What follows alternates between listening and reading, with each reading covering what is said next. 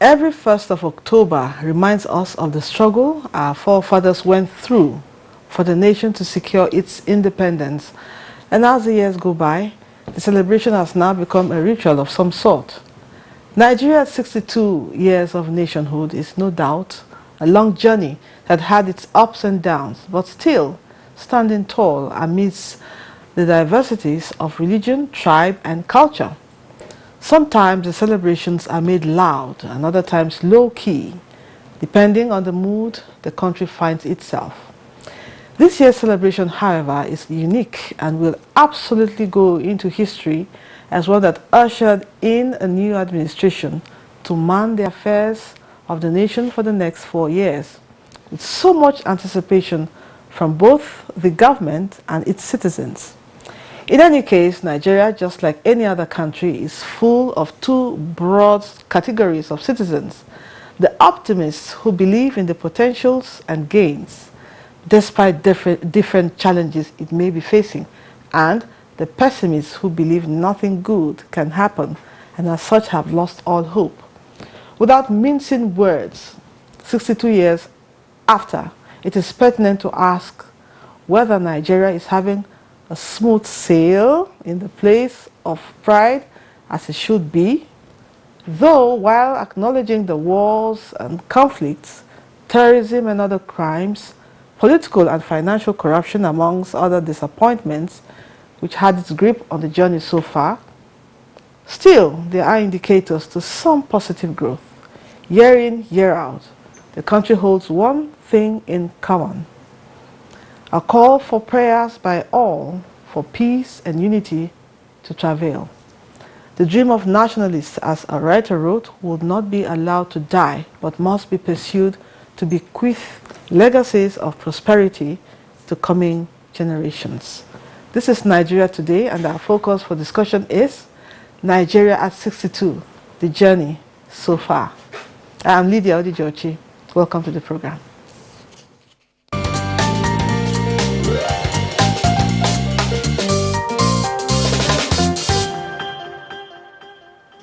With me in the studio is Barrister Mike Utsaha, a legal practitioner and public affairs analyst. Glad to have you join us after such a long time. Good to see you again. Happy Independence. Same to you, and happy new month. Also in the studio is a regular face on our program, Comrade Jonathan Onoja Isaac, a security analyst and a community-driven development professional. You're welcome to the program. It's a courtesy duty. It's my pleasure always. Thank you. And congratulations on your new baby girl. I'm just so happy. Thank you. Thank you. Thank you. Thank you. All right. Now let me start with you, Barrister. Okay. Nigeria at 62, a long journey indeed. Would you call it a long journey? 62 years? Yes and no. And how would you describe the journey so far? So far, so good. Okay. When you hear the number 62, the tendency is to say, but a lot could have happened in 62 years. And that's true.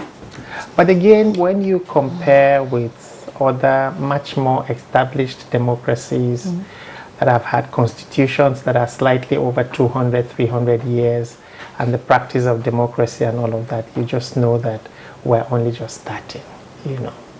But that's when you have to do some comparisons here and there. Like your intro indicated, we're not where we ought to be, but we have made modest progress. And if you were to ask me to identify myself where I fall in that imaginary category that you've created, I would say I fall within the category of the positivists, you know.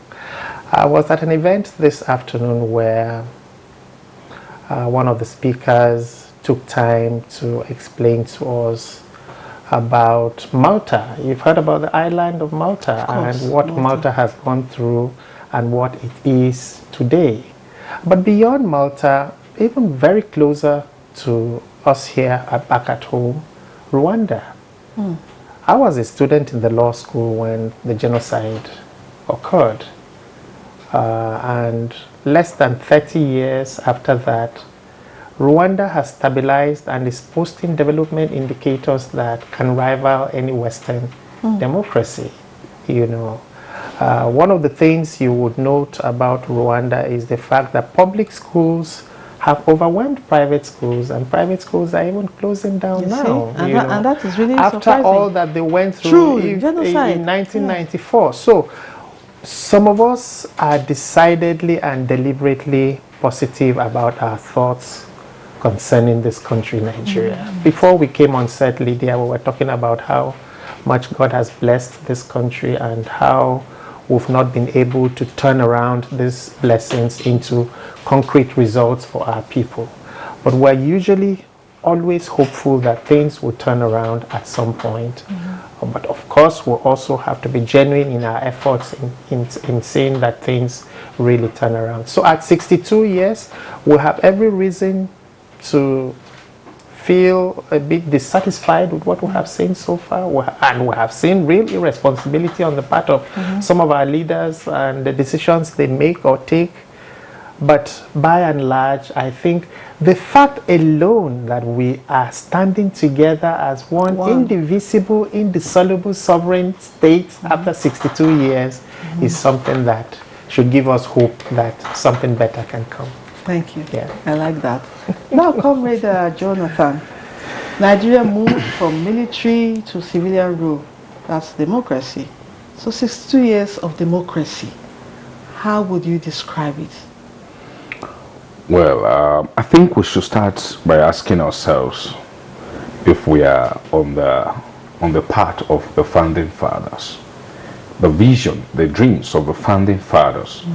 If we are fulfilling those dreams, then we can begin to celebrate. I love the position my brother took, the position of hope. His message is message of a hope, hope for people. But I'm also very grateful that he was able to acknowledge that we have not been able to, turn the blessings that God has given us to the benefit of our people.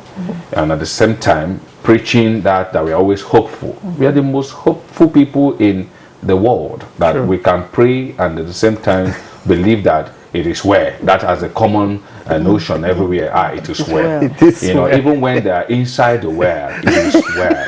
So I have come to realize that we have Daniels and extras in this country that can pray and that we can turn things around for the people. However, going forward, 62 is a beautiful, a beautiful age anybody can celebrate. I'm not up to 63 yet. Of course. And I'm praying to go beyond. You understand it? But at 62, there are certain responsibilities that I ought to have done, or I ought to have acknowledged, achieved. Are you in me? So when we are saying we're at 62, we should we should look back and then see where we are coming from. Even at 45, at 50, if at 45, at 50 is better than at 62, then you begin to wonder. They call that my tomorrow will be better than today. Are we truly on that path? That at 62, we still have people in captivity and they have not been able to release them. At 62, a father, I cannot sit in my house and see my sons and daughter in Kaduna Abuja rail attack, still in captivity. And they are not celebrating. What am I celebrating? I should rather be apologizing and be mourning. And I should call for a national, on such a day, I think we should call leaders, traditional rulers, stakeholders, and let us say we should have a national dialogue on the situation of the country. I don't see that we're celebrating. Let's say it's a birthday.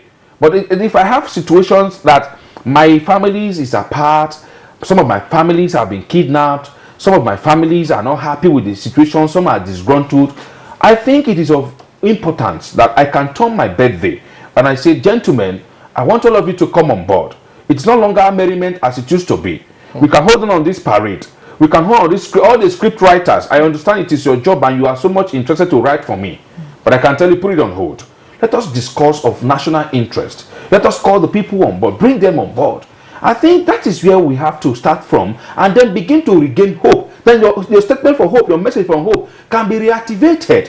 We are not saying, I'm not saying we should become sober, but I think we should begin to ask ourselves some national questions that can begin to bring the hope that people have lost on the country.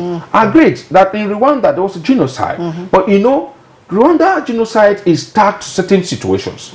It is not just like a national situations as we are facing now. Some sections have some problems, and some sections have said no. So now at this point, it is not something of a section. It is burden on the entire country, that everybody can be called upon and said, let's come on the table. Right. The Eagle Square today is not an Eagle Square for discussion or parade. It's an Eagle Square for everybody to come on board and table a situation that can bring on board. Where are the service chiefs? What are your position in those issues? I mean, we should begin to say on that very day, on that 62 that we are celebrating, I can begin to say, these are the remaining 23 abductees of the Kaduna Abuja rail attack. They are here today live, and we have brought hope for Nigerians. Yes. We should go beyond the normal ceremonial parade of fallen heroes. We should have standing heroes. All right. Okay, now let's get your point. Okay, now, Barrister, let's talk about what everybody's looking forward to, the 2023 elections.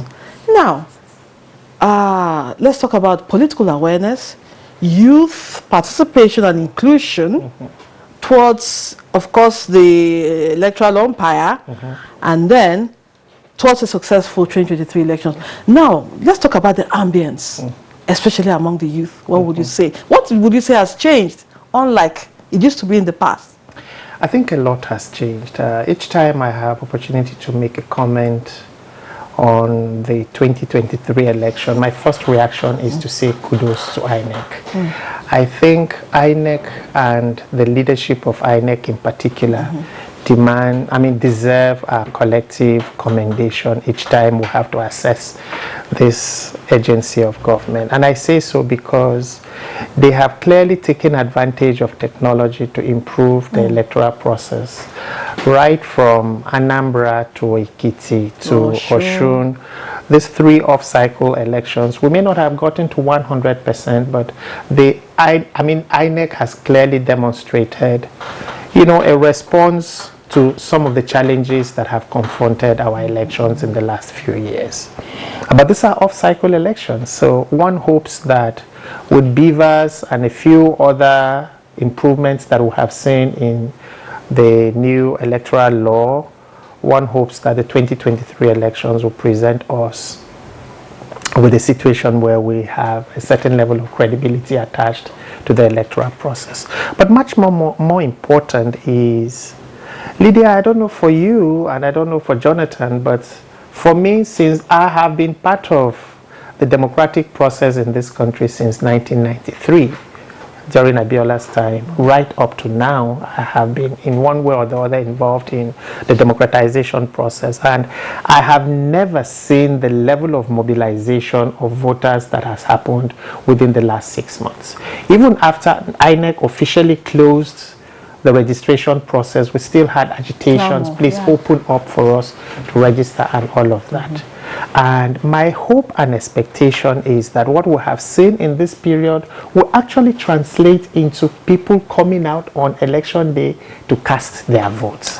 Clearly Nigerians are interested in the process. Now they know that leadership, results from we discharging as citizens our civic responsibilities, and I think Nigerians are willing to discharge this responsibility. So for now, honestly, I'm not quite sure, except for the insecurity which Jonathan spoke eloquently about.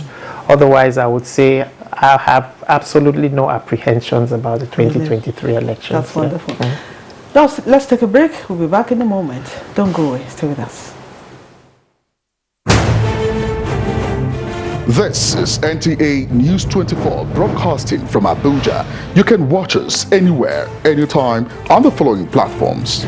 Start Times Channel 101, Freak TV Channel 703, GSTV Channel 419, and Go TV Channel 46. For more information, log on to our website www.nta.ng or join us on our social media handles, Facebook at NTA News 24. For comments, suggestions and inquiries, send an email to news24@nta.gov.ng or call us on the following numbers. NTA News 24. News and more news.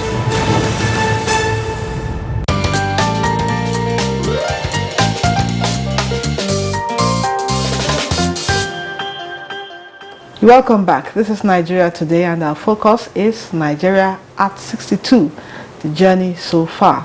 My guests are Barrister Michael Taha, a legal practitioner and public affairs analyst, and Comrade Jonathan Onoja Isaac, a security analyst and community-driven development professional. Now, Comrade Jonathan, let's talk about the rates of development and achievement in education. What is playing out now as compared to 2, 3, or 4 decades ago? Now, Lydia, just now you're pulling my legs because you know, I am not an aggressive comrade. I try to see issues from perspective and iron them. Now look at it from this perspective. We talked about 23 elections, and what is the guarantee? What is the security of 23 elections?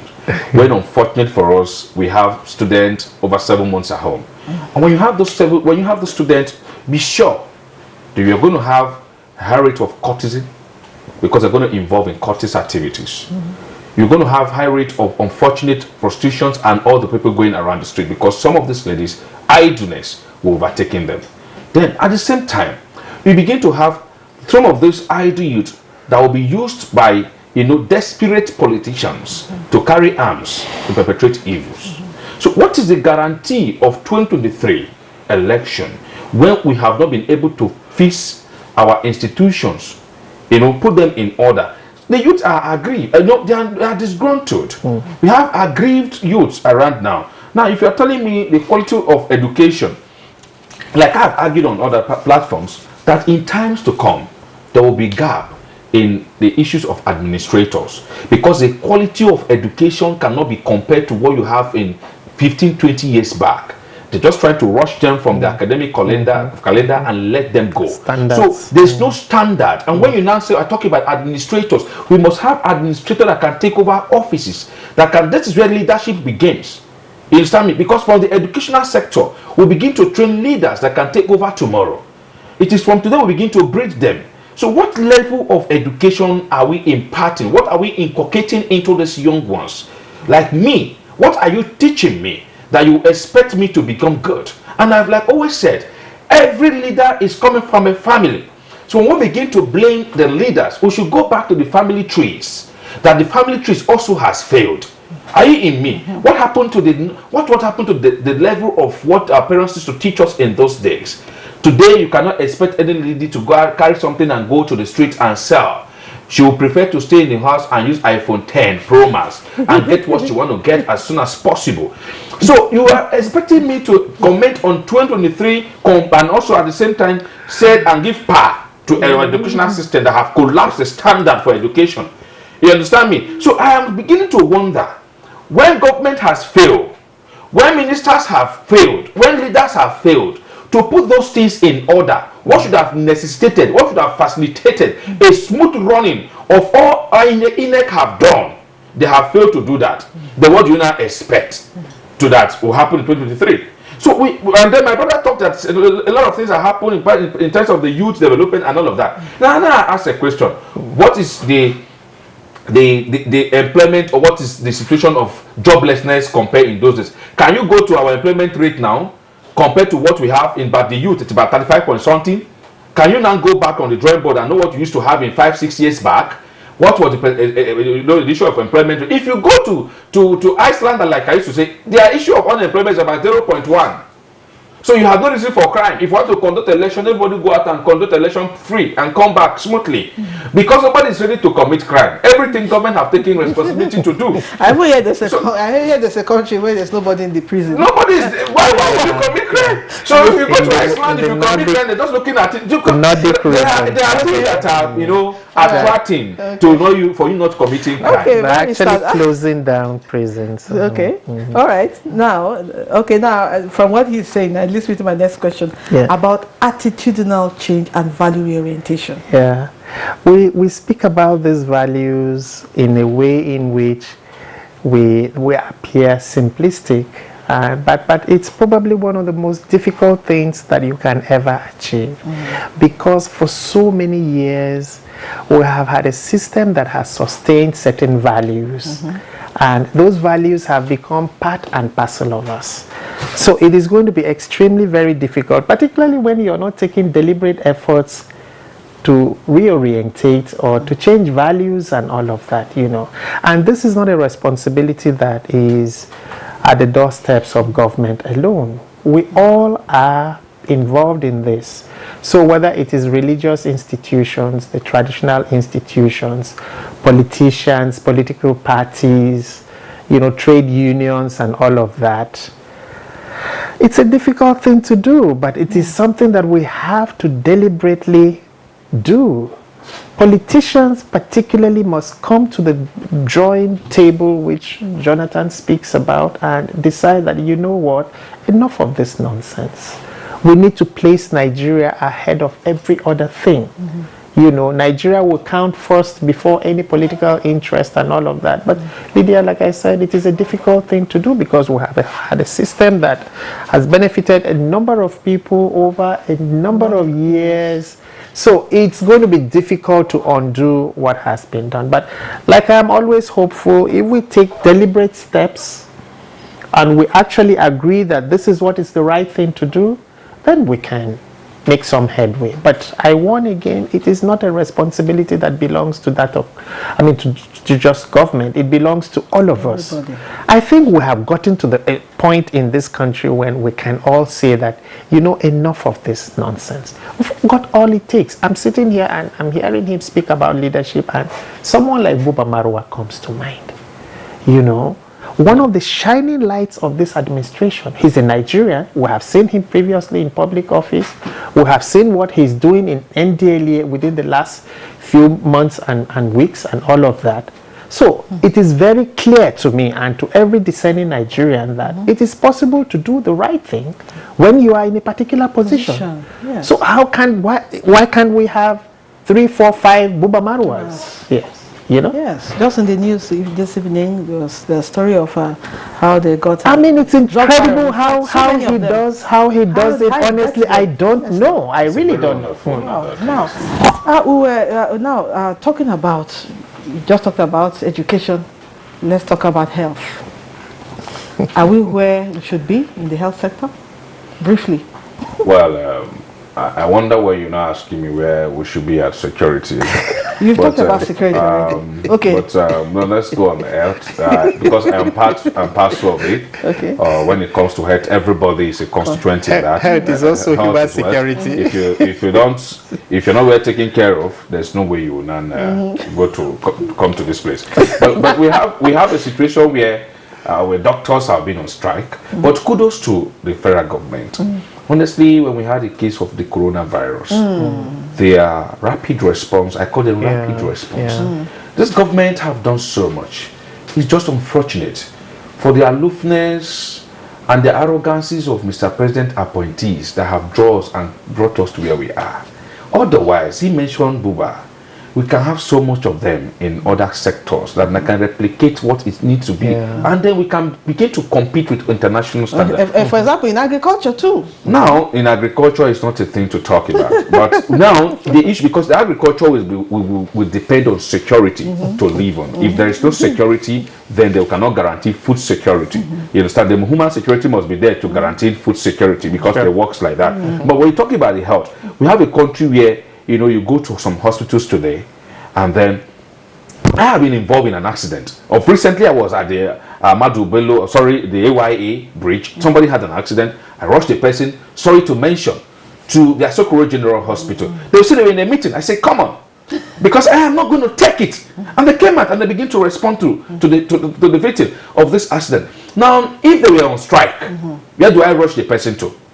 So government should begin to look at, and at the same time, the health of the health workers.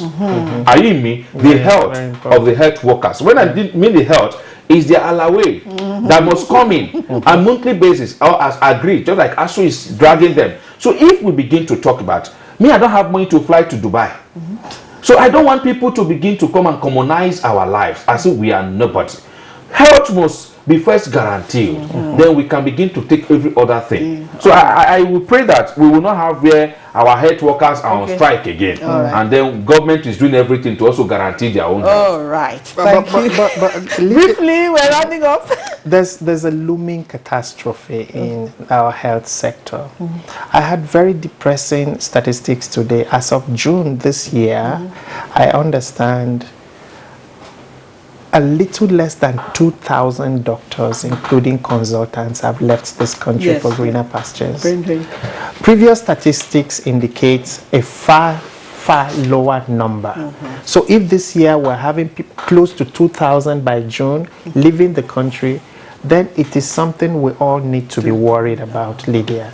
We need to be worried about this. Really. Thank you. This is where we end this episode of Nigeria Today. My appreciation goes to Barrister Mike Saha, My pleasure, legal practitioner, good to see public you affairs again. analyst. We appreciate you. Thank you so much. And of course, Comrade Jonathan Onoja Isaac, security analyst, community-driven development professional. Thank you so much for your time and sharing your thoughts with us. It's a courtship duty. All right. I've come with your powder. And to our viewer, we appreciate you for always being a part of this discussion. You can watch this episode and other ones at www.youtube.com/NTN24Hub. I'm Lydia Odijochi. Thank you again. See you tomorrow.